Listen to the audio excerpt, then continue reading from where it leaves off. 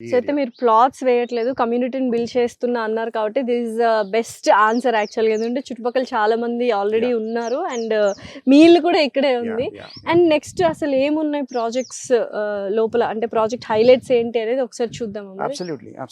యూజువల్‌గా కమ్యూనిటీ అనగానే మనకు క్లబ్ హౌస్ అంటారు, స్విమ్మింగ్ పూల్ అంటారు, ఇండోర్ గేమ్స్, అవుట్‌డోర్ గేమ్స్ అంటారు. ఫర్ ఏ చేంజ్ మీరు ఇక్కడ కమ్యూనిటీని బిల్డ్ చేస్తాను అన్నారు కదా! యాహ్! ఎంత డిఫరెంట్‌గా బిల్డ్ చేస్తున్నారు? ఏమేమి ఉన్నాయి అసలు? ఫస్ట్ ఆఫ్ ఆల్ మేము అఫోర్డబిలిటీకి ఎక్కువ ఇది ఇచ్చాము. So, okay. 15 lakhsలో ఇల్లు ఇచ్చాము. ఓకే. అప్పుడు స్టార్టింగ్‌లో. ఓకే. అలా ఇండిపెండెంట్ హౌస్ ఇండిపెండెంట్ 15 హౌస్. లాక్స్‌కి ఇచ్చారప్పుడు. సో, ఇప్పుడు ప్లాట్ కూడా ఆ రేట్‌కి రావట్లేదు. So, definitely.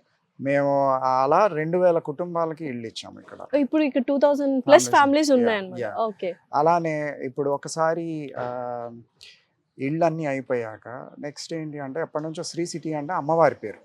సో, ఒక అమ్మవారి టెంపుల్ కడదామని మేము అనుకున్నాం. So, okay. ఇక్కడ కట్టడం పెద్ద గొప్ప కాదు, విశేషం కాదు. ఏంటంటే మెయిన్ కట్టాక పూజారి నిత్యం నిత్యం పూజలు నైవేద్యం జరుగుతూ ఉండాలి ఉండాలి. ఉండాలి కరెక్ట్. కదా. సో, అందుకని ఏంటి అని అంటే ఒక సిగ్నిఫికెంట్ పాపులేషన్ వచ్చాక టెంపుల్ కట్టాం మేము. టెంపులే కాకుండా ఇక్కడ ముస్లిం సోదరులు కూడా ఉన్నారు, వాళ్ళకి మసీద్ ఓ కట్టడంలో నైస్. వాళ్ళకి హెల్ప్ చేసాం. అట్లానే క్రిస్టియన్ సోదరులకి చర్చ్ కూడా ఒక రిలీజియస్ ప్లేస్ ఇచ్చాం ఓ అన్నమాట. సూపర్. సో అట్లా కావాల్సిన ఎమ్యూనిటీస్ అన్ని ఇచ్చాము. అట్లానే ఒక స్కూల్ ఉంది, ఒక హాస్పిటల్ ఉంది, ఒక ఓ. ఫార్మసీ ఉంది. మీకు నివసించడానికి కావాల్సిన ఎమ్యూనిటీస్ అన్ని ఇప్పుడు శ్రీ సిటీలో ప్రొవైడ్ చేశాం. Oh super. So not only that, ఇప్పుడు ఏంటి అంటే మంత్రి గారు ఉంటున్నారు కాబట్టి కొంచెం ప్రీమియం క్లయింట్స్ కూడా వచ్చి మాకు పెద్ద విల్లాస్ కావాలి అని అడుగుతున్నారు. అవును.